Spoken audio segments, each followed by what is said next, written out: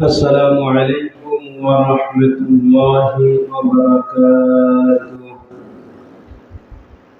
إن الحمد لله نحمده ونستعينه ونستغفره ونؤمن به ونتوكل عليه ونعوذ بالله من شرور أنفسنا ومن سيئات أعمالنا. من يهد الله فلا مضل له ومن يضلله فلا هادي له ونشهد أن لا إله إلا الله وحده لا شريك له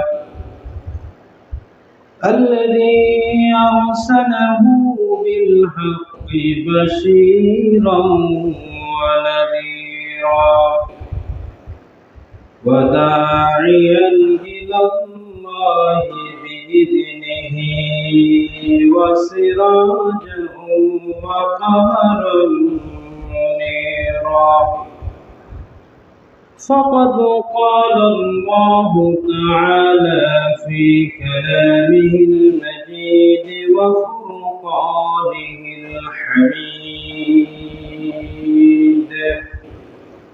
أعوذ بالله من الشيطان الرجيم. بسم الله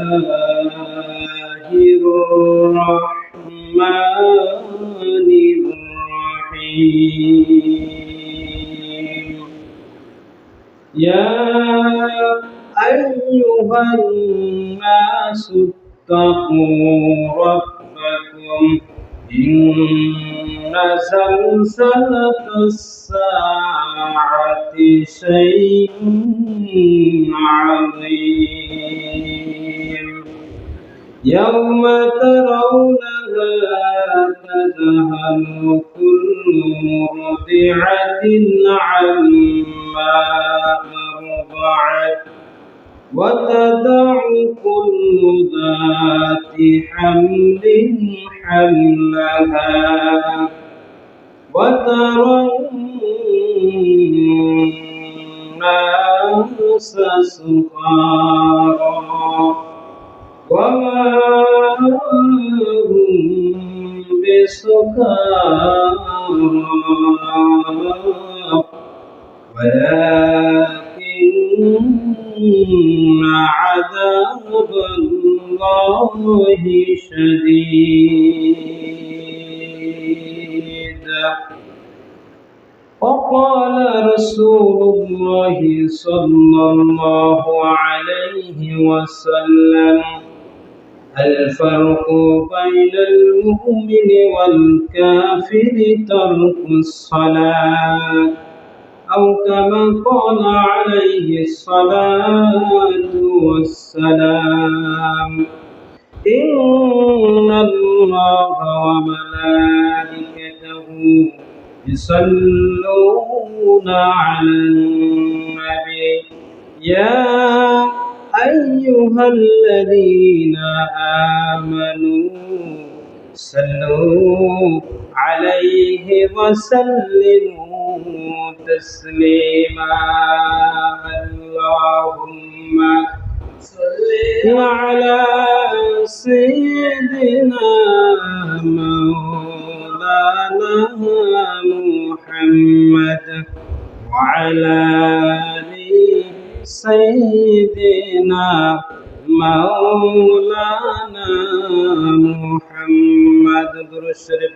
اللهم صل على محمد وعلى آل محمد كما صليت على إبراهيم وعلى آل إبراهيم إنك حميد مجيد. بلغ العلا بكماله كشف الدجى بجماله حسنت جميع خصاله صلوا عليه وعليه الحمد لله ثم الحمد لله মহান রবের দরবারে শুকর গুজার হচ্ছি, শুকরিয়া আদায় করছি যে মহান রব্বুল আলামিন শত ব্যস্ততার মাঝে দুনিয়ার কাজের মধ্যে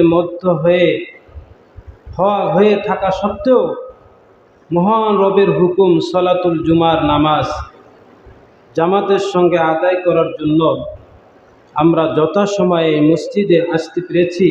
আল্লাহ রব্বুল আলামিন আমাদেরকে এনেছেন, এই জন্য সেই মহান রব্বুল আলামিনের দরবারে আমরা সমস্বরে মন থেকে জবান খুলে বলছি আলহামদুলিল্লাহ, আলহামদুলিল্লাহি হামদান কাসীরান তয়্যিবান মুবারাকান ফি ইয়া রাব্বি লাকাল হামদু কামা ইয়ানবাগি লিজালালি ওয়াজহিকা ওয়া আযীমি সুলতানি।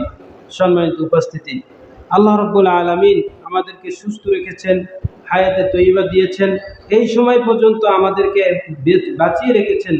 এই জন্য সেই মহান রব্বুল আলামিনের দরবারে আবার শুকর গুজার করছি, বলছি আলহামদুলিল্লাহ। সম্মানিত উপস্থিতি, আজকে পবিত্র জুমার দিন। দেখেন, মানুষ আজকে সমস্ত কাজকে একটু সংক্ষেপ করে যথাসময়ে আজান হওয়ার সঙ্গে সঙ্গে মসজিদে আসার কথা ছিল, কিন্তু দেখা যায় আমাদের দুনিয়ার কাজে এত আমরা মশগুল হয়ে গিয়েছি, ব্যস্ত হয়ে গিয়েছি যে আমরা আল্লাহ রাব্বুল আলামিনের হুকুমকে প্রাধান্য না দিয়া দুনিয়ার কাজকে প্রাধান্য দিয়া দেখা যায় আমরা এখন মস্ত হয়ে আছি। ভাইরা আমার, মোমেনরা কিন্তু সবসময় আখিরাতের কাজকে সবরাগে রাখে, আর এই কারণেই তারা মুত্তাকি এবং মোমেন এবং সেই জন্য যারা জান্নাতি হয়ে যায়।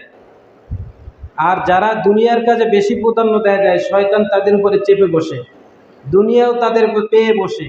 এরকম করতে করতে দেখা যায় দুনিয়ার তারা পাওয়ার পিছনে ছুটতে ছুটতে এক সময় তাদের জীবনও চলে যায়, আখিরাতের সবর তাদের শুরু হয়ে যায়, মাগার দুনিয়াও হয় না, আখিরাতও হারায়। ঠিক কিনা বলুন? এই জন্য ভাইরা আমার, যাই করি না কেন দুনিয়ায় সব কিছু অর্জনের পিছনে যত শ্রম মেহনত চেষ্টা যাই করি না কেন, তার পাশাপাশি আখিরাতের কাজকেও কিন্তু সবরাগে প্রাধান্য দিতে হবে। আপনি যদি ব্যালেন্স করতে পারেন তাহলে বারবার আমি বলি যে দুনিয়ার জীবন সফল হবে, আখিরাতের জীবন সফল হবে। তা না হলে এই দুনিয়া পাওয়ার জন্য আমরা যে শ্রম পরিশ্রম ছুটছি, কিন্তু আখিরাতকে আমি ভুলে গিয়েছি। এক সময় দেখা যায় দুনিয়ার অর্জন আমার হয় না, আজরাইল এসে হাজির হয়ে যায় যে বান্দা দুনিয়ার পিছনে তো এত এত ছুটলা, এখন আর তো পাবা না, সেই সোনার হরিণ খুঁজে পাবা না, সময় নেই, তোমার সময় হয়ে গেছে, আসো ধরা দাও আমার কাছে, আল্লাহর কাছে তোমাকে হাজিরা দিতে হবে। দেখেন, তাহলে দুনিয়া পাওয়ার জন্য দুনিয়াও হারাইলো, আর দুনিয়ায় বসে আল্লাহর কাম করতে পারলো না, আল্লাহর হুকুম মানতে পারলো না, আখিরাতও হারাইলো, জান্নাতও হারাইলো। তাহলে অর্জনটা কি? সফল না ব্যর্থ? দুনিয়ায় সে ব্যর্থ হইল, আর আখিরাতও সে ব্যর্থ। ভাইরা, এই জন্য মোমেনরা সবসময় কি করে, যাই করে না কেন আল্লাহ রাব্বুল আলামিনের হুকুমকে ঠিক রেখে তারপর যা ইচ্ছা তাই করে। মোমেন মুত্তাকিনরা সবসময় কি করে, আল্লাহ রাব্বুল আলামিনের হুকুমকে প্রাধান্য দিয়া ঠিক রেখে তারপরে চেষ্টা করে। আর এই কারণে দেখা যায় আল্লাহ রাব্বুল আলামিন তাদেরকে অল্পতে বরকত দিয়ে দেয়। ঠিক কিনা? বরকত দেওয়ার মালিক কে? আল্লাহ। রিজিক দেওয়ার মালিক কে? আল্লাহ। এই জন্য সেই রিজিক যিনি দেন তাকে যদি আপনি সন্তুষ্ট করতে পারেন, তাহলে কোথা থেকে রিজিক আসবে, কোন আসমান থেকে কোথা থেকে ফয়সালা হবে আপনি চিন্তাও করতে পারবেন না। ঠিক কিনা বলেন? এই জন্য আল্লাহর দিকে আপনি ফিরে মুতাওয়াজ্জা হন, আল্লাহ আপনার হয়ে যাবে। এই জন্য আল্লাহ রাসূল সাল্লাল্লাহু আলাইহি ওয়াসাল্লাম বলেন, মাল্লাহুল মাওলা ফালাহুল কুল, মাল্লাহুল মাওলা ফালাহুল কুল। মাওলা যদি কারো জন্য হয়ে যায়, আল্লাহ যদি কারো পক্ষে থেকে যায়, আল্লাহ যদি কারো প্রতি সন্তুষ্ট হয়ে যায়, ফালাহুল কুল, সব কিছু তার ফেভার হয়ে যায়। দুনিয়াও পেয়ে যায়, দুনিয়ায় শান্তি হয়, আখিরাতেও সে শান্তি পাবে। আর যদি আল্লাহকে অসন্তুষ্ট করে আপনি দুনিয়ার পিছনে ছুটেন, তাহলে দুনিয়া আপনি মনে করতে বলেন সামান্য কিছু পেয়েছি, এটা শান্তি না, পার্মানেন্ট শান্তি না। আখিরাতের যে পার্মানেন্ট শাস্তি, সেই শাস্তি আপনার জন্য ওয়েট করতেছে, জ্বালানো হচ্ছে আগুন। ভাইরা আমার, জাহান্নামে আমরা যদি হয়ে যাই, জাহান্নাম তো এখনো জ্বলছে আর আমাদের দ্বিতীয় জ্বালাবে। সময় শেষ হওয়ার পর থেকে শুরু। ওয়াকুদুহান নাস ওয়াল হিজারা। ভাইরা আমার, আজকে আমি যে আয়াতটুকু তেলাওয়াত করেছি সূরা হজের 1 থেকে 2 নম্বর আয়াত, আল্লাহ রাব্বুল আলামিন এই সূরার মধ্যে আল্লাহ রাব্বুল আলামিন ঘোষণা করছেন, এই সূরার মধ্যে 78টি আয়াত রয়েছে এবং 10টি রুকু রয়েছে। এই সূরাটি রাসূল সাল্লাল্লাহু আলাইহি সাল্লামের মাদানী জীবনে হয়েছে, নাযিল হয়েছে। রাসূল সাল্লাল্লাহু আলাইহি সাল্লামের জিন্দেগি দুই ভাবে বিভক্ত, একটা হচ্ছে মাক্কি জীবন, মাদানী জীবন। মাদানী জীবন সবচাইতে সুখের কেটেছে রাসূল সাল্লাল্লাহু আলাইহি সাল্লামের, আর মাক্কি জীবন কি কষ্টের কেটেছে। কারণ প্রথমে কষ্ট, তারপরে সুখ, তাই না? এমন একটা সোনার সমাজ তৈরি করার জন্য তিনি কত মেহনত করেছেন, রক্ত হয়েছেন, সময় দিয়েছেন, নির্যাতিত হয়েছেন। গোলক বলা হয়েছে তাকে, জাদুকর বলা হয়েছে, কাহেন, জাদুকর, ঠিক কিনা? কিন্তু এত শত অকাট্য অশ্লীল ভাষা সহ্য করার পরে, রক্ত ঝরানোর পরে এমন একটা সময় এসেছে তাকে আল্লাহ রাব্বুল আলামিন সেই মদিনা সিংহাসনের রাষ্ট্রপতি বানিয়েছেন। বলে সুবহানাল্লাহ। এজন্য নো পেইন্স নো গেইনস, কিছু পাওয়ার জন্য কিছু স্যাক্রিফাইস করতে হয়। আপনি জান্নাত পাবেন, আপনাকে দুনিয়ায় বসে কিছু স্যাক্রিফাইস করতে হবে। মন চাই জিন্দেগি করলে চলবে না। আল্লাহ রাব্বুল আলামিন আমাদেরকে যেভাবে চলতে বলেন সেভাবে চলতে হবে। আমি কার? আল্লাহ। আমি কিন্তু আল্লাহর নিয়ন্ত্রণে। তাহলে আমি যার হুকুম মানব কার? আল্লাহ। এইজন্য আল্লাহ রাব্বুল আলামিন বলেন আলা লাহুল খালকু ওয়াল আমর, সৃষ্টি যার, হুকুম চলবে তার। আল্লাহ যেহেতু আমাদেরকে সৃষ্টি করেছেন, আমরা তার হুকুম মানতে বাধ্য। পৃথিবীর মধ্যে দেখেছেন, আপনি যদি হুকুম আল্লাহ না মানেন, আল্লাহ কিন্তু কোনো কিছু আসে যায় না। কারণ জান্নাতে তো আপনি যাবেন, আপনি কামাই করবেন, ঠিক কি না? আল্লাহ রাব্বুল আলামিন বলেন যে এই জন্য বান্দারা ভুলে যেও না, অকৃতজ্ঞ হয়েও না। এই পৃথিবীর মধ্যে যত মাখলুক রয়েছে, সব মাখলুক কিন্তু আমার ইবাদত করে, আমার হুকুম মানে, কিন্তু তোমরা বড়ই অকৃতজ্ঞ, তোমরা বড়ই অহংকারী। তোমাদেরকে আমি আদর করে বানানোর পরেও তোমরা আমার অশুকরিয়া করো। আল্লাহ রাব্বুল আলামিন বলেন ওয়ালাহু আসলামা মান ফিস সামাওয়াতি ওয়াল আরদি তাওআন ওয়া কারহান ওয়া ইলাইহি তুরজাউন। এই আসমান এবং জমিনের মধ্যে যত সৃষ্টি রয়েছে, সমস্ত সৃষ্টি কিন্তু ইচ্ছায় হোক অনিচ্ছায় হোক আল্লাহ রাব্বুল আলামিনের ইবাদত করছে। কিন্তু আমরা মানুষ হয়ে, সৃষ্টির সেরা জীব হয়ে আমরা বড় অকৃতজ্ঞ, আল্লাহকে ভুলে যাই। এই জন্য আল্লাহ বলছেন ইন্নাহু কানা যালুমান জাহুলা। তোমরা বড়ই অকৃতজ্ঞ, আর এই অকৃতজ্ঞ হওয়ার কারণে কাল কিয়ামতের ময়দানে তোমাদের দ্বারাই আমি জাহান্নাম পরিচালিত করব। ভাইরা আমার, মরতে হবে। ঈমানের যে 7টি মৌলিক বিষয়, তার প্রতি আপনার ঈমান আনতে হবে। 1 নম্বরে হচ্ছে ওয়াল বাসি বাদাল মাউত, মৃত্যুর পর আমাকে পুনরায় উঠতে হবে। সন্দেহ আছে? সন্দেহ আছে। কিন্তু আমাদের দেখা যায়, আমাদের জায়গায় মুশরিক যারা, হিন্দু যারা, অন্য ধর্মে বিশ্বাসী, তারা মনে করে যে এই দুনিয়ার জীবন শেষ, আর উঠতে হবে না, আর উঠতে হবে না। এই জন্য বলে যে দুনিয়ায় পড়াই শেষ করে দিলাম, আর ওঠার সম্ভাবনা কই। কত প্রকার স্বর্গের মধ্যে আছে। আল্লাহ বলছেন যে সরাসরি কোরআনের মধ্যে আছে, যে সত্তা তোমাকে প্রথম সৃষ্টি করলো, সেই সত্তার কি ক্ষমতা নেই পুনরায় তোমাকে উঠালো? তোমার কি এই বিশ্বাস হয় না? আমি একটা জিনিস তৈরি করলাম, আমি ভাঙলাম, আমার কি ওইটা গড়ার সামর্থ্য আছে না নাই? এই কেন এই বিশ্বাস হয় না? এই জন্য আল্লাহ বলছেন আমি তোমাদেরকে প্রথমে সৃষ্টি করছি, আবার তোমাদের পুনরায় উঠতে হবে কিয়ামতের দিবসে, ঠিক কিনা? ভাইরা আমার, ওই কিয়ামতের ময়দানটা খুব ভয়াবহ হবে, খুব বিপদের সময় হবে, হুতাশান হবে, সবাই বিপদগ্রস্ত, হতাশাগ্রস্ত। ওই কাল কিয়ামতের ময়দানে আল্লাহ রাসূল সাল্লাল্লাহু আলাইহি ওয়াসাল্লাম বলেছেন, যখন ইসরাঈল আলাইহিস সালাম আল্লাহর হুকুম পাবেন, সিংহে ফুঁক দিবেন, পৃথিবীর সমস্ত কিছু তছনছ হয়ে যাবে। ময়লা পতঙ্গ যেরকম উড়ে আকাশে, এরকম ধুলাবালির মতো সব একাকার হয়ে চূর্ণ বিচূর্ণ সব উঠতে থাকবে।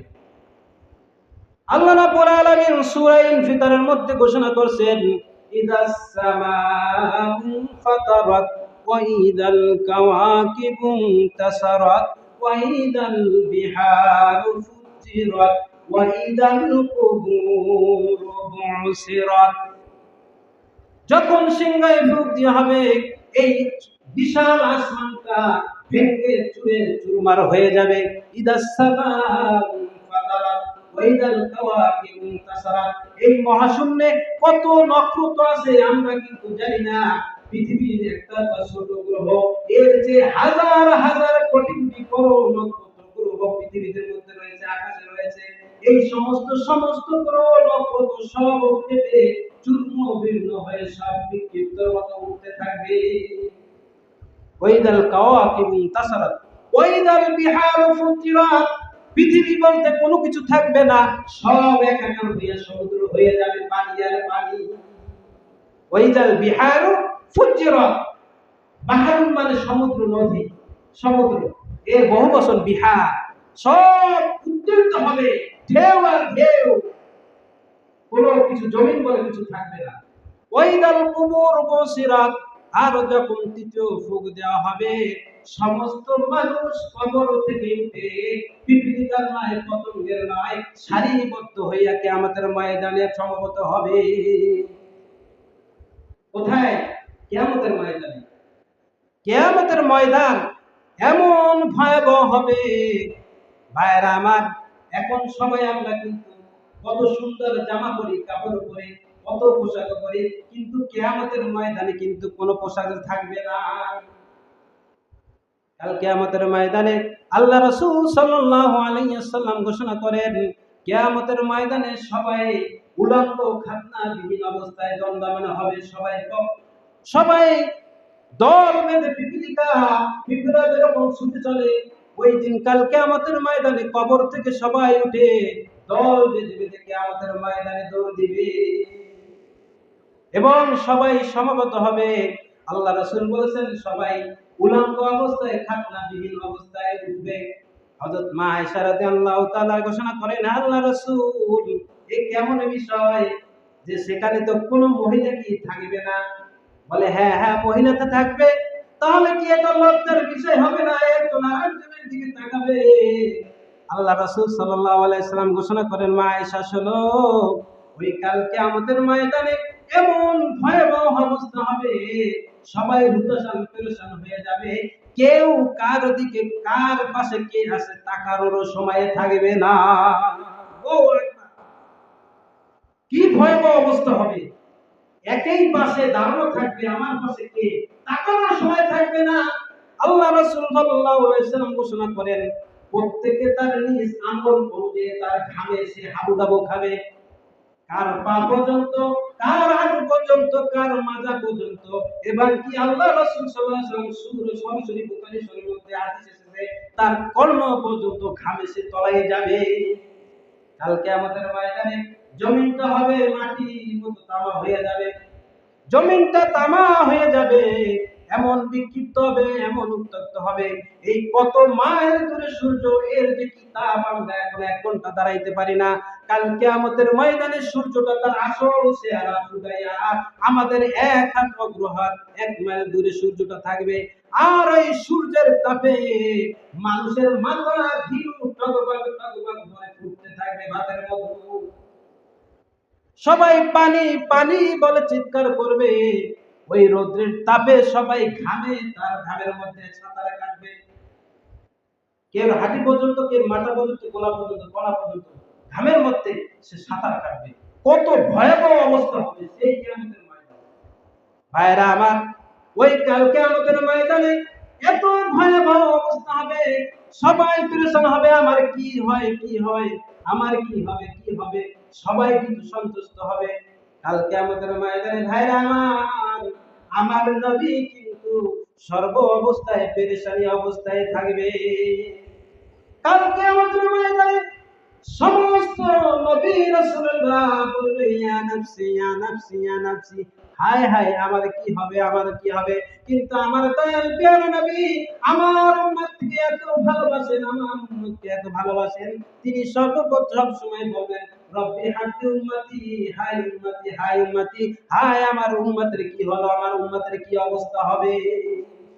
ভাইরা আমার, রাসূল সাল্লাল্লাহু আলাইহি ওয়াসাল্লাম কিয়ামতের ময়দানে এক জায়গায় সিজদা অবস্থায় মাথা উঠাবেন না। জিবরাইল আলাইহিস সালাতু ওয়াস সালাম বলবেন ইয়া আল্লাহর রাসূল, ইয়া মুহাম্মদ, ইয়া রাসূলুল্লাহ ইরফা রাসিকা, আপনার মাথা উঠান। জিবরাইলকে আল্লাহর রাসূল বলবেন আমি মাথা উঠাবো না, তুমি সর্বপ্রথম আমাকে ঘোষণা দাও, আমাকে সুসংবাদ দাও আমার উম্মতের কি অবস্থা। রাসূল সাল্লাল্লাহু আলাইহি ওয়াসাল্লাম কাল কিয়ামতের ময়দানে ছুটাছুটি করতে থাকবেন। একবার তিনি মিজানে যাবেন, একবার ফুলসিরাতের কাছে যাবেন, একবার হাউজে কাউসারের কাছে যাবেন। ভাইরা আমার, ওই কঠিন মুসিবতের দিনে তিনি পেরেশান থাকবেন, উম্মতের জন্য দৌড়াদৌড়ি করবেন, তার পায়ে থাকবে দৌড় আর মুখে থাকবে আমার উম্মত, আমার উম্মত, আমার উম্মতের কি অবস্থা হলো। ভাইরা আমার, রাসূল সাল্লাল্লাহু আলাইহি ওয়াসাল্লাম কি করবেন, যখন তিনি কিয়ামতের ময়দানে ঘোরাঘুরি করবেন, ছুটাছুটি করবেন, হঠাৎ তার মনে আসবে হায় হায় এই উত্তপ্ত সূর্যের দিনে, ঘর্মাক্ত দিনে কোথাও কোনো ছায়া নেই, শুধু রোদ আর রোদ, শুধু তাপ আর তাপ। আমার উম্মত তো খুব পিপাসিত, যাই যাই আমি হাউজের কাউসারের কাছে যাই। হাউজের কাউসারের কাছে তিনি দৌড় দিয়ে ছুটে যাবেন, দেখবেন কি সবাই পানি বলে, পানি পানি বলে চিৎকার করছে। আল্লাহ রাসূল সাল্লাল্লাহু আলাইহি সাল্লাম সর্বপ্রথম কি করবেন, তিনি নিজ হাতে হাউজে কাউসার থেকে পানি উঠে ওই তৃষ্ণার্ত উম্মতদেরকে পানি পান করাবে আর বলবেন যে খাও খাও পান করো, যতক্ষণ পর্যন্ত ফয়সালা না হবে ততক্ষণ পর্যন্ত কোনো পানি পিপাসা লাগবে না। দেখেন আমার দয়ার নবী, প্যারা নবী, উম্মতের নবী, মায়ের নবী কত আমাদেরকে ভালোবাসেন। ভাইরা আমার, হাউজে কাউসার থেকে পানি পান করার পর রাসূল সাল্লাল্লাহু আলাইহি সাল্লাম মিজানের কাছে ছুটে যাবেন। দেখবেন যে মিজানে প্রত্যেকটা মানুষের কর্মফল মাপা হচ্ছে। মাপা হবে না, হবে না? দুনিয়ায় যে কর্ম করি মাপ হবে না, হবে হবে। আল্লাহ রাব্বুল আলামিন ঘোষণা করেছেন কি সূরা কোরিয়ার মধ্যে বলেছেন ওয়াম্মা মান সাকুলাত মাওয়াজিনুহু ফাহুয়া ফি ঈশাতির রাদিয়া ওয়া আম্মা মান খাফফাত মাওয়াজিনুহু ফাউম্মুহু হাবিয়া। আল্লাহু আকবার। প্রত্যেকটা মানুষের কৃতকর্ম মাপা হবে, পরিমাপ করা হবে। ডান পাল্লা হবে একটা, বাম পাল্লা একটা হবে। ভাইরা আমার, আপনার যদি ডান পাল্লা ভারী হয়ে যায় আপনি জান্নাতের অধিকারী হয়ে যাবেন, আর আপনার যদি বাম পাল্লাটা যদি ভারী হয়ে যায় হতাশার আফসোস ছাড়া কোনো উপায় থাকবে না। আল্লাহ বলছেন ওয়াম্মা মান সাকুলাত মাওয়াজিনু, আর যার মিজানের পাল্লাটা ভারী হয়ে যাবে ফাহুয়া ফি ঈশাতির রাদিয়া, তার আনন্দ আর আনন্দ, সে আল্লাহর সন্তুষ্টে সে জান্নাতে চলে যাবে।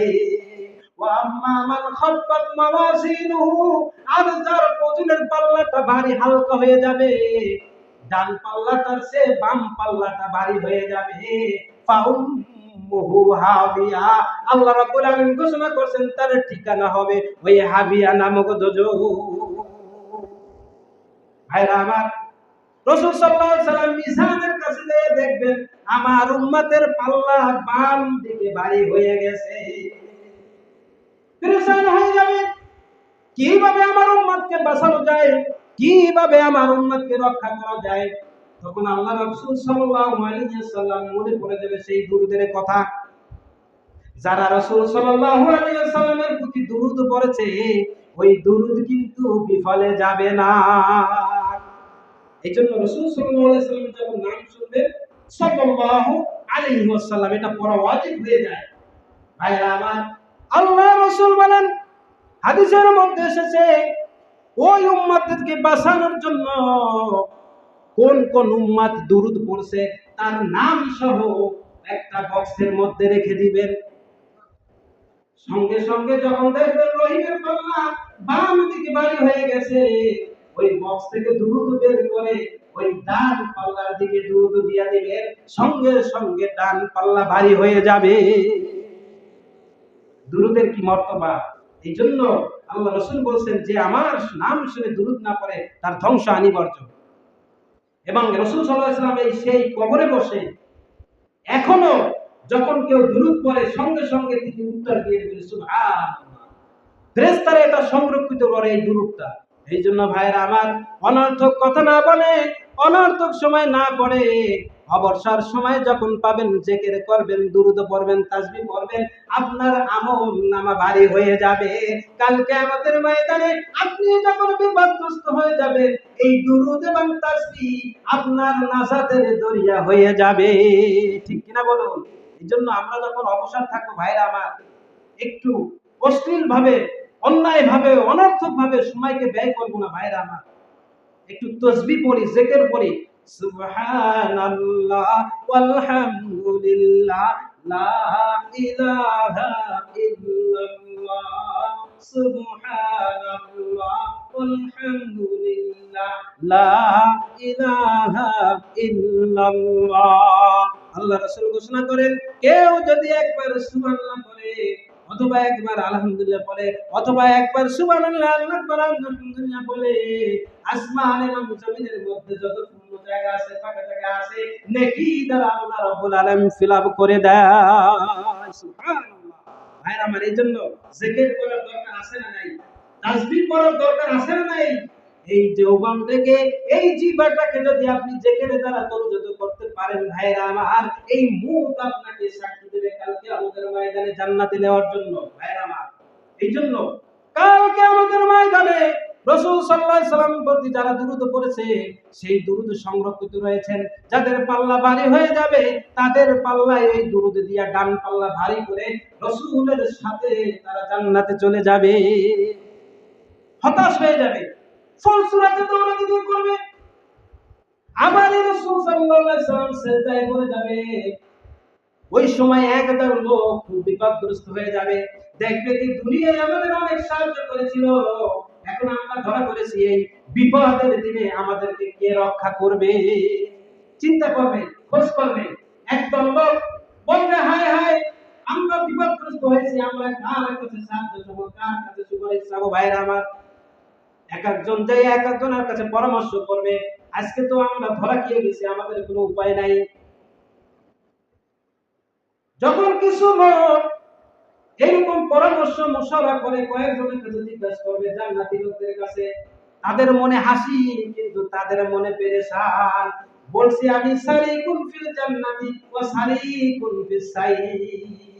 কবর থেকে কিন্তু আপনার আমলনামা শুরু হয়ে যাবে, আপনি জান্নাতি না জাহান্নামী, কিন্তু ফাইনাল বিচার হওয়ার আপনার কাঙ্ক্ষিত সে জান্নাত পাবেন।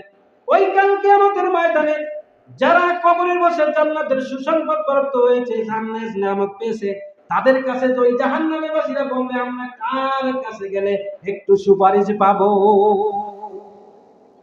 সর্বপ্রথম একদল বলবে, যাও যাও আমাদের আদি পিতা আবাল বাশার আদম আলাইহিস সালামের কাছে তোমরা যাও, তিনি তোমাদেরকে সাহায্য করতে পারবে। সম্ভবত সমস্ত লোক হযরত আদম আলাইহিস সালামের কাছে যে বলবে, আপনি আমাদের আদম আদি পিতা, আপনি আবাল বাশার, সাইয়্যিদুল বাশার, আজকের বিপদের দিনে আমরা বিপদগ্রস্ত হয়েছি, আমাদেরকে একটু রক্ষা করো। আদম আলাইহিস সালাম কত জবাব নেই, দুইবার জবাব, দ্বিতীয়বার কোনো জবাব নেই, তৃতীয়বার বলবে, তোমরা কার কাছে আসছো? আমার কাছে আইছো সুপারিশ চাইতে, কিন্তু আমি আবাল বাশার আদম, আমার কি অবস্থা হবে আমি জানি না, আমি ইয়া নাফসি করতেছি। কারণ হচ্ছে আমি আল্লাহ রাব্বুল আলামিনের হুকুম লঙ্ঘন করেছিলাম। লঙ্ঘন করছিল না? গন্ধফল খেয়েছিল না? যে এই ভয়ে আল্লাহ মাফ করে দিয়েছেন। নবীদের তো কোনো পাপ নেই, ভুল, সেই ভুল বলছে এই ভুলের কারণে আমি হতাশান তৃষানগ্রস্ত। আজ কিয়ামতের ময়দানে এই ভয়াবহ দিনে আমার কি হবে, আমি আবুল বাশার আদর পিতা, আমি বলতে পারি না, আমি তোমাদের জন্য কোনো সুপারিশ করতে পারবো না। তার হতাশ হয়ে চলে যাবে। আবার কয়েকজন বলবে যে যাও তোমরা মূসা আলাইহিস সালাতু ওয়াস সালামের কাছে যাও। মূসা আলাইহিস সালাতু ওয়াস সালাম আল্লাহর আদেশের খুঁটি ধরে ইয়া নাফসি বলে চিৎকার করতে থাকবে। এই সময় একদল লোক তার কাছে যেয়ে বলবে আমরা বড় অসহায় হতাশাগ্রস্ত, আমাদেরকে এই কঠিন ভয়াবহ আযাব থেকে বাঁচাও। মূসা আলাইহিস সালাতু ওয়াস সালাম বলবে হে কার কাছে আইছো তোমরা? তোমরা কি জানো না আমি বনি ইসরায়েলের এক ব্যক্তিকে থাপ্পড় দিয়েছিলাম, কিন্তু সে মারা গিয়েছিল। এই অপরাধের কারণে যদি আজকে আমার আল্লাহ আমাকে পাকড়াও করে, আমার জাহান্নাম ছাড়া উপায় হবে না। না না না না, আমার কি হবে আমি নিজে জানি না, আমি তোমাদের জন্য কোনো সুপারিশ করতে পারবো না। মূসা আলাইহিস সালাম বলবেন যে যাও, সুপারিশ করার মতন একজন আছে, জাতির পিতা ইব্রাহিম আলাইহিস সালাম। সমবস্ত লোকজন ইব্রাহিম আলাইহিস সালামের কাছে যাইয়া আরজু করবে আমরা বিপদে পড়েছি, আমাদের জন্য দোয়া করেন, আমাদের জন্য নাজাতের সুপারিশ করেন। আপনি তো আমাদের জাতির পিতা। আমাদের জাতির পিতাকে আদি পিতা কিন্তু আদম আলাইহিস সালাম, আর মুসলিম জাতির পিতাকে ইব্রাহিম আলাইহিস সালাম।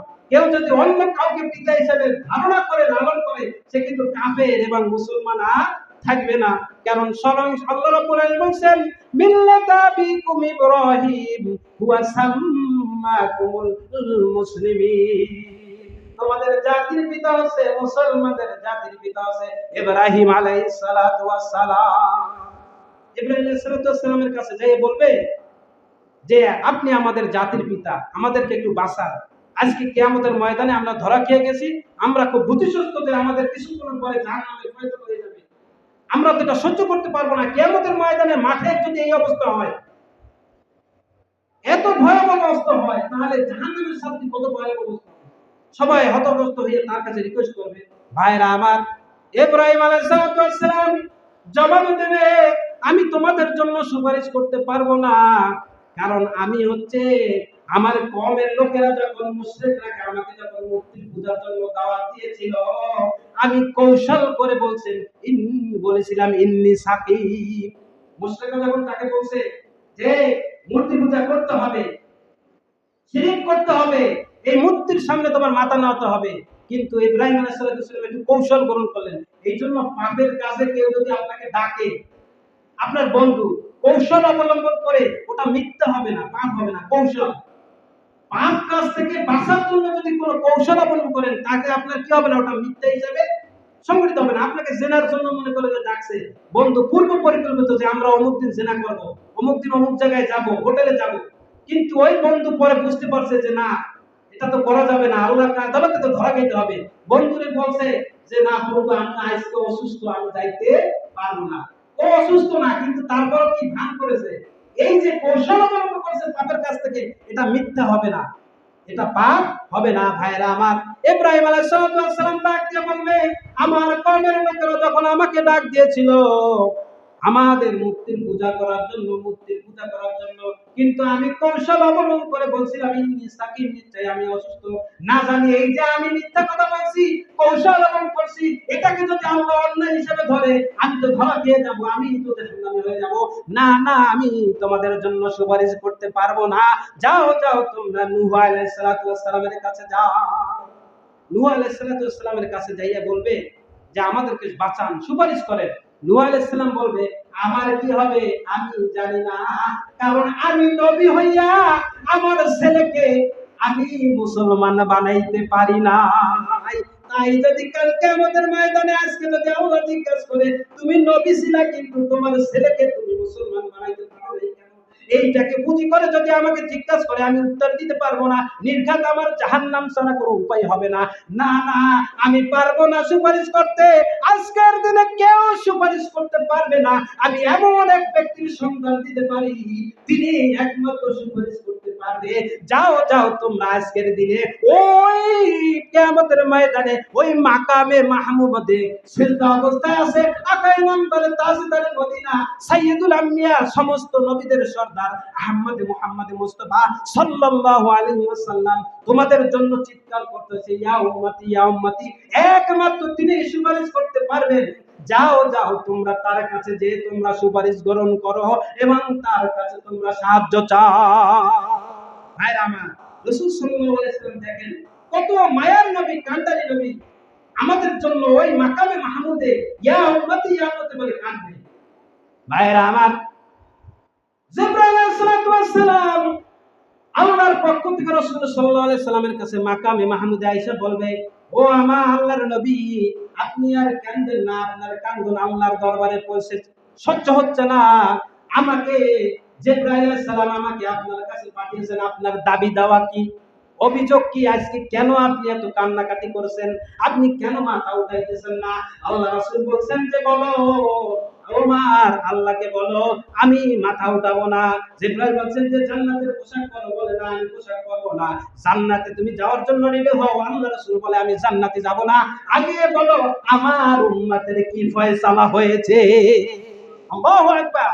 ভাইরা আমার, রাসূলুল্লাহ সাল্লাল্লাহু আলাইহি সাল্লাম দেখেন আমার উম্মতকে কত ভালোবাসে। জিবরাইল আলাইহিস সালামকে বলবে যতক্ষণ পর্যন্ত তুমি আমার উম্মতের ব্যাপারে সুপারিশ সুসংবাদ না দিতে পারবা, ততক্ষণ পর্যন্ত আমি নবী এখান থেকে এক কদম নড়ব না। আল্লাহু আকবার। আল্লাহর কাছে অভিযোগ দেয়া জিবরাইল আলাইহিস সালাম পেশ করবে যে রাসূল, আপনার দোস্ত পেয়ারা হাবিব এরকম বলতেছে আপনার উম্মতরা যতক্ষণ পর্যন্ত জান্নাতের ফয়সালা না হবে ততক্ষণ পর্যন্ত আমি নবী জান্নাতে যাব না। আল্লাহ রাব্বুল আলামিন আবার জিবরাইল আলাইহিস সালামকে সুসংবাদ দিয়া বলবেন, হে জিবরাইল, তুমি যাও আমার দোস্তের কাছে যাও, আমার দোস্ত কাঁদলে আমার খুব আঘাত লাগে, সহ্য হয় না, আমি দোস্তের কান্দন সহ্য করতে পারবো না। আর যত অভিযোগ যত দাবি আজকে আমি পূরণ করব। যাও যাও, কে কি চাই কি বলে শোনো। আবারই আসবে, বলবে যে আল্লাহ আবারই পাঠিয়েছেন, আপনার অভিযোগ কি? তখন বলবে যে আমার উম্মতকে আমি ধরে ধরে এই কিয়ামতের ময়দান থেকে বাছাই করে জান্নাতে নিয়ে যাওয়ার পারমিশন চাই। বলি সুবহানাল্লাহ। আল্লাহ রাব্বুল আলামিন রাসূল সাল্লাল্লাহু আলাইহি সাল্লামকে পারমিশন দিয়ে বলবেন, হ্যাঁ, আজকের দিনে একমাত্র সুপারিশ গ্রহণ করে আপনি, আর কেউ কোনো সুপারিশ গ্রহণ করা হবে না। আজকে আপনাকে পারমিশন দিলাম, আপনার উম্মতদেরকে বাছাই করে আপনি জান্নাতের মেহমান হিসাবে নিয়ে যান। রাসূল সাল্লাল্লাহু আলাইহি সাল্লামকে উম্মত পারমিশন দেওয়া হবে যে আপনার উম্মতকে দিলেন। ভাইরা আমার, অসংখ্য উম্মত, হাজার হাজার উম্মত, এই সমস্ত উম্মতদেরকে আপনার রাসূল বাছাই করবেন কিভাবে? হযরত মা আয়েশা রাদিয়াল্লাহু তাআলা আনহা বলছেন, ও আল্লাহর রাসূল, কাল কিয়ামতের ময়দানে শুরু থেকে শেষ পর্যন্ত সমস্ত পয়গম্বরদের উম্মত থাকবে, সমস্ত নবীদের কম থাকবে, সমস্ত নবীদের উম্মত থাকবে। এত অসংখ্য উম্মতদের থেকে আপনি আপনার উম্মতদেরকে কিভাবে বাছাই করবে? মা আয়েশা রাদিয়াল্লাহু তাআলা যখন এই কোশ্চেন করছে, রাসূল সাল্লাল্লাহু আলাইহি ওয়াসাল্লাম বললেন, মা আয়েশা, এক জায়গায় যদি অসংখ্য ঘোড়া থাকে আর সমস্ত ঘোড়াগুলো যদি কালো থাকে, কোথাও কোনো সাদা থাকে না, কিন্তু ওই অসংখ্য ঘোড়ার মধ্যে থেকে কপালে যদি একটা সাদা দাগ থাকে, অসংখ্য ঘোড়ার মধ্যে ওই সাদা ঘোড়াকে আমি বেছে নিতে পারবো কিনা? মা আয়েশা রাদিয়াল্লাহু তাআলা জবাব দিলেন, হ্যাঁ আল্লাহ রাসূল পারবেন। আল্লাহ রাসূল বললেন, কাল কিয়ামতের ময়দানে অসংখ্য নবীদের মধ্য থেকে আমার উম্মতদেরকে আমি বেছে নিতে পারবো, আমার উম্মতদেরকে আমি চিনতে পারবো। ওই সমস্ত উম্মতরা দুনিয়ায় যারা নামাজের পাবন্দি করেছে, ওই নামাজ পড়ার কারণে, তাদের ওযু করার কারণে অঙ্গ প্রত্যঙ্গগুলো ঝকমক ঝকমক করতে থাকবে, নুরানিতে গুররুল মুহাজ্জালিন হয়ে যাবে। তাদেরকে দেখে আমি ধরে ধরে জান্নাতে নিয়ে যাব। ভাইরা আমার, তাহলে শর্ত কি? নামাজ। শর্ত কি? নামাজ। সেই নামাজ এক ওয়াক্ত না পাঁচ ওয়াক্ত? পাঁচ ওয়াক্ত। মসজিদে মুসাল্লি হয় না নামাজে, জুমার দিনে অভাব হয় না। কারণটা কি? কারণটা কি ভাইরা আমার? আপনার ওয়াক্তিয়া নামাজে এবং জুমার নামাজে যখন সমানে সমানে মুসাল্লি হয়ে যাবে, বুঝতে পারবেন যে আল্লাহর রহমত এবং মানুষের পরিবর্তন হয়েছে। আর তখনই মনে করবেন যে আমরা আল্লাহর রহমতের মধ্যে আছি। ঠিক কিনা? কিন্তু এখন ওয়াক্তিয়া নামাজের মুসল্লি হয় না, জুমার নামাজের মুসল্লির অভাব হয় না। কেন এমন বর্তমান ধারণা হইলো যে জুমার নামাজ ফরজ, ওয়াক্তিয়া নামাজ ফরজ না? আপনি ওয়াক্তিয়া নামাজ পড়েন জুমার নামাজের মতন, দেখবেন আপনার মধ্যে সমস্ত বক্রতা, সমস্ত পাপ কাজের মোহ, দুনিয়ার মোহ সব বিদূরিত হয়ে যাবে।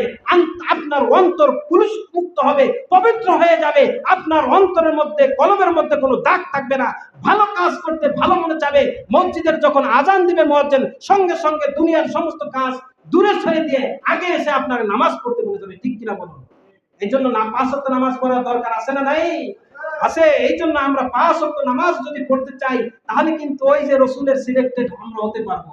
যদি আমরা 5 ওয়াক্ত নামাজের পাবন্দি করতে না পারি, তাহলে কিন্তু আমরা কি ধরা খেয়ে যাবো। ভাইয়ের আমার, আজকের যে তেলাওয়াতকৃত আয়াত কাল কিয়ামতের ময়দানে কেমন ভয়াবহ হবে আল্লাহ রাব্বুল আলামিন ঘোষণা করেছেন, ইয়া আইয়ুহান নাস। এই আয়াতটি তখনই নাযিল হয় যখন রাসূল সাল্লাল্লাহু আলাইহি ওয়াসাল্লাম তার সাহাবীদেরকে সাওর হইয়া একটা জায়গায় যাইতেছিলেন, তখন এই আয়াতগুলো নাযিল হয়। সূরা হজে এই আয়াত নাযিল হয়। রাসূল সাল্লাল্লাহু আলাইহি ওয়াসাল্লাম সাওর হইয়া সাহাবীদেরকে নিয়ে কোথায় মাজলিসে যাইতেছিলেন। কিছু কিছু সাহাবী পিছনে পড়ে রয়ে গেছে, কিছু সামনে, কিছু মাঝে। হঠাৎ রাসূল সাল্লাল্লাহু আলাইহি ওয়াসাল্লাম ডাক দিলেন, এই আয়াত তেলাওয়াত করতে লাগলেন, ইয়া আইয়ুহান নাস, ইয়া আইয়ুহান নাস ইত্তাকু রাব্বাকুম। যখন জোরে এই ঘোষণা দিলেন, সমস্ত সাহাবীরা আতঙ্কস্থ হয়ে গেলেন যে হঠাৎ রাসূল সাল্লাল্লাহু আলাইহি ওয়াসাল্লাম উচ্চ স্বরে আয়াত তেলাওয়াত করে কি যেন হয়েছে, চলো আমরা সবাই একত্রিত হই। সবাই একত্রিত হয়েছে। একত্রিত হইয়া তিনি এই আয়াত তেলাওয়াত করতে লাগলেন, ইয়া আইয়ুহান নাস ইত্তাকু রাব্বাকুম। হে মানুষ সম্প্রদায়, তোমাদের প্রতিপালককে ভয় করো। ভয় অল্প না বেশি? সামান্য। যতক্ষণ পর্যন্ত আল্লাহকে চূড়ান্ত ভাবে ভয় করতে না পারবেন, ততক্ষণ পর্যন্ত আপনি মুত্তাকি হইতে পারবেন না। অল্প অল্প ভয় কেন? ওই যে আজকে জুমার নামাজ পড়লেন, পরের ওয়াক্তিয়া নামাজ শেষ নেই, এটা অল্প 50-50, ঠিক কি না? এখানে বৈশা মনে করেন আপনার অন্তর পবিত্র, কারণ আপনার মসজিদ আল্লাহর ঘর, পবিত্র ঘরে আইছেন, বাইরে যাই আবার পরিবর্তন হয়ে গেল, ওই যে 50-50 চূড়ান্ত। এই জন্য আল্লাহ রাব্বুল আলামিন ঘোষণা করেছেন 50-50 দিয়ে কোনো কাজ হবে না। ভয় যদি করো, মুত্তাকি যদি হও, মুসলমান যদি হও, মুমিন যদি হও, 100% হতে হবে। আর 100%ই আমি একসাথে করব। এই জন্য আল্লাহ রাব্বুল আলামিন ঘোষণা করেছেন, ফাত্তাকুল্লাহা মাস্তাতাতুম। আল্লাহকে যদি ভয় করো, তাহলে সর্বদা যত সম্ভব 100% যথাসাধ্য ভয় করতে হবে। আর যদি ভয় করতে পারি, কাল কিয়ামতের ময়দানে বিপদ থেকে আমরা বাঁচতে পারবো। তারপর বললেন, ইন্না সালসালাতাস সাআতি সাইয়ুন আযীম। নিশ্চয়ই কিয়ামতের দিবসের প্রকম্প বড় ভয়াবহ প্রকম্প হবে। কিয়ামতের নাম পবিত্র কোরআনে 25 প্রকারের নাম আছে।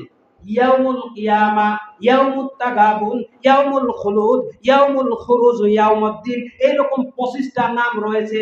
কয়টা নাম? 25টা। ইয়াউমা ইয়াজমাকুম লিয়াউমিল জামঈ, যালিকা ইয়াউমুত তাগাবুন।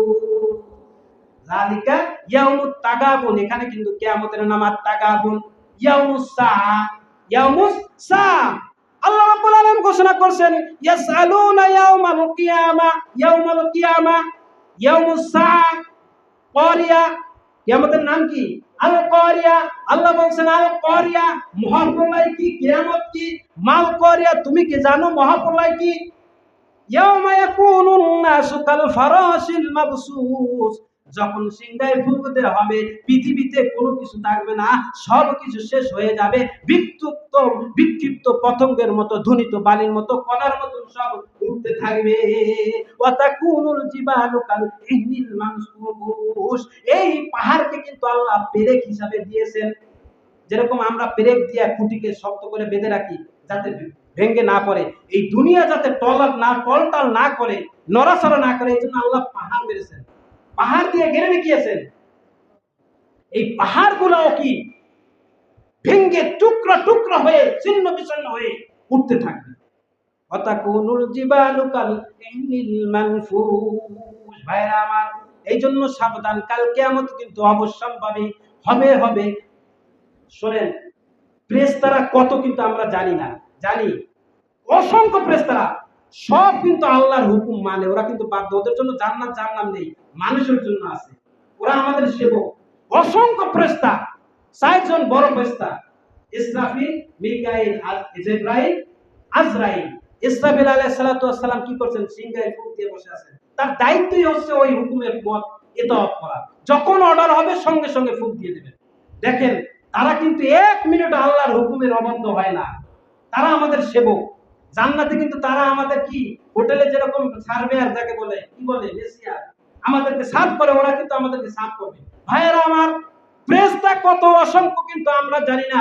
একটা ধারণা দিয়ে রাখি, আল্লাহ রাসূল বলেছেন বাইতুল মামুরে চতুর্থ আসমানে হযরত ইব্রাহিম আলাইহিস সালাতু ওয়াস সালাম যত নাবালক শিশু মারা যায় তাদেরকে দ্বীনের তালিম দেয়, দ্বীনের তালিম দেয়। এবং ওইখানে প্রতি ওক্তে ওক্তে ফেরেশতা জামাতের সঙ্গে নামাজ আদায় করে। আল্লাহর রাসূল বলেছেন ওই বাইতুল মামুরে এক ওয়াক্ত নামাজে ৭০,০০০ ফেরেশতা নামাজ জামাতে আদায় করে। আল্লাহর রাসূল বলেছেন যারা এক ওয়াক্ত নামাজ জামাতের সঙ্গে আদায় করেছে তারা তাদের জীবনে কোনোদিন আর ওয়াক্ত নামাজ আদায়ের সুযোগ পাবে এইরকম সম্ভাবনা নেই। তাহলে কত ফেরেশতা, অসংখ্য ফেরেশতা, অসংখ্য ফেরেশতা। এই ফেরেশতা আমাদের জন্য কিন্তু তৈরি করে দিয়েছেন ভাইয়েরা আমার। সুতরাং কাল কিয়ামতের ময়দানে এমন ভয়াবহ হবে, আল্লাহ রাসূল বলেছেন ইয়াউমা তারাউনা লা তাযহালু কুল্লু মুরদিআতিন আম্মা আরদাআত ওয়া তাদাউ কুল্লু যাতি হামলিন হামলাহা ওয়া তারান নাসা সুকারা।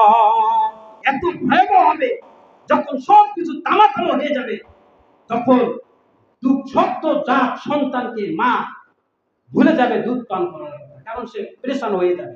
শুধু তাই নয়, আল্লাহ রাব্বুল আলামিন স্বয়ং এখানে ঘোষণা করেছেন ওই কিয়ামতের ভয়াবহতার সময় গর্ভবতী মা ভয়ে তার গর্ভপাত করে দিবে। আল্লাহু আকবার। শুধু তাই নয়, আল্লাহ রাব্বুল আলামিন বলেন মানুষ পাগলের মতো ছুটাছুটি করবে, মাতাল হয়ে যাবে। বাঁচবো কিভাবে, পালাবো কোথায়, যাবো কোথায়, পরিত্রাণ কোথায়? আল্লাহ রাব্বুল আলামিন বলেন ওয়াতারান নাসা সুকারা। মানুষ মাতাল হয়ে যাবে, পালাই যাবে, পালাবার চেষ্টা করবে যে আজকে তো ধরা গিয়ে গেছি, কোথায় পালাবো? আল্লাহ বলেন ওয়াতারান নাসা সুকারা। তারা মাতাল নয়, মাতাল নাই, নেশাগ্রস্ত নাই, কিন্তু আল্লাহর আযাবের কারণে ভয়ে তারা আজকে ভীত সন্ত্রস্ত মাতালের মতন হয়েছে। ওয়াতারান নাসা সুকারা ওয়ালাকিন্না আযাবা হুম বিসুকারা ওয়ালাকিন্না আযাবাল্লাহি শাদীদ। আল্লাহর আযাবের ভয়ে তারা কি ভীত সন্ত্রস্ত। ভাইয়ের আমার, সংক্ষিপ্ত বলছি যে এই আয়াতের মধ্যে যখন তেলাওয়াত করলেন তখন বললেন এই অবস্থা হবে, তখন সাহাবীরা খুব আতঙ্কগ্রস্ত, কুণ্ঠগ্রস্ত হয়ে গেলেন। হায় হায়, কি অবস্থা হবে, তাহলে তো কঠিন অবস্থা, আমাদের তো কোনো উপায় নাই। তখন সাহাবীরা খুব কান্নাকাটি শুরু করলেন। আল্লাহ রাসূল সাল্লাল্লাহু আলাইহি ওয়াসাল্লাম বললেন যে কেন্দো না, কেন্দো না, দুইটা কাজ করো। এক নম্বরে আল্লাহকে ভয় করো, দুই নম্বরে বেশি বেশি আমল করো। কয়টা কাজ? দুইটা। আল্লাহকে বেশি বেশি ভয় করো আর বেশি বেশি আমল করো। আল্লাহ রাসূল সাল্লাল্লাহু আলাইহি ওয়াসাল্লাম বললেন যে তোমরা যদি এই দুইটা কাজ করতে থাকো আমি তোমাদেরকে সুসংবাদ দিচ্ছি। সুসংবাদ দিচ্ছি কি, জাহান্নামের অধিকাংশ কিন্তু জাহান্নামী হবে। আদম আলাইহিস সালাতু ওয়াস সালামকে কাল কিয়ামতের ময়দানে আল্লাহ রাব্বুল আলামিন বলবেন যে তুমি তোমার জাহান্নামের অংশ বের করে নাও। তখন আদম আলাইহিস সালাতু ওয়াস সালাম বলবেন আল্লাহ রাসূল আমি কয়জনকে বলবো, কয়জনকে জাহান্নামে দেব, কিভাবে বের করব? আল্লাহ রাসূল সাল্লাল্লাহু আলাইহি সাল্লাম ঘোষণা করেন, হাদিসের মধ্যে এসেছে আদম আলাইহিস সালামকে আল্লাহ রাব্বুল আলামিন বলবেন প্রতি হাজারে 999 জনকে তুমি জাহান্নামের জন্য বাছাই করো আর একজন জান্নাতি। এই কথা শুনে সাহাবারা আরো কাঁদতে শুরু করলেন। হায় হায়, এত লোক যদি জাহান্নামে হয় তাহলে আমাদের জাহান্নাম ছাড়া উপায় নেই। তখন রাসূল সাল্লাল্লাহু আলাইহি সাল্লাম যখন কান্দা শুরু করছে, সাহাবারা রাসূল সাল্লাল্লাহু আলাইহি সাল্লাম বলছেন কাইন্দো না, কাইন্দো না, তোমাদের জন্য হতাশার বাণী না আশার বাণীও আছে। কি বলছে যে এই যে 999 জন জাহান্নামী হবে এটা কিন্তু শুধু তোমাদের মধ্য থেকে পূরণ করা হবে না। প্রত্যেক নবীর যুগে একটা জাহিলিয়াতের যুগ ছিল, সেই জাহিলিয়াতের যুগ থেকে যা অধিকাংশ জাহান্নামী পূরণ করা হবে। যদি তাও না হয় তাহলে মুনাফিকদের মধ্য থেকে, যদি তা নাও হয় ইয়াজুজ মাজুজের মধ্য থেকে পূরণ করে 999 জন জাহান্নামী হয়ে যাবে। এই কথা বলার পরে সাহাবীরা একটু আনন্দিত হইলেন। রাসূল সাল্লাল্লাহু আলাইহি ওয়াসাল্লাম আবার ডিক্লেয়ার করেন যে তোমরা আরো আনন্দিত হবে, আশার বাণী আছে যে কাল কিয়ামতের ময়দানে যত উম্মত হবে আমি আল্লাহ রাসূল ডিক্লেয়ার করেছি তার 4 ভাগের 1 ভাগ হবে আমার উম্মত জান্নাতি। সুবহানাল্লাহ। এই কথা যখন বলছে সাহাবীরা আল্লাহু আকবার বলে দিলেন। তারপর বললেন শোনো শোনো, আরো সংবাদ আছে, যত উম্মত হবে তার মধ্যে 3/1 হবে আমার উম্মত জান্নাতি। আল্লাহু আকবার, সবাই বলল।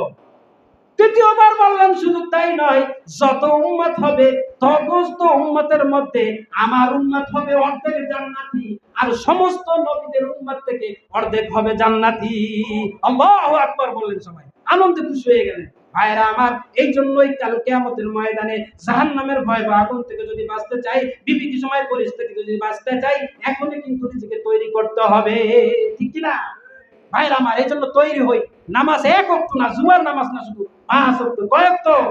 আমরা একটু আল্লাহকে সাক্ষী দিয়ে ওয়াদা করি, আমরা কি 5 ওয়াক্ত নামাজ পড়তে রাজি আছি ইনশাআল্লাহ? আল্লাহ তুমি আমার ভাইদেরকে কবুল করো।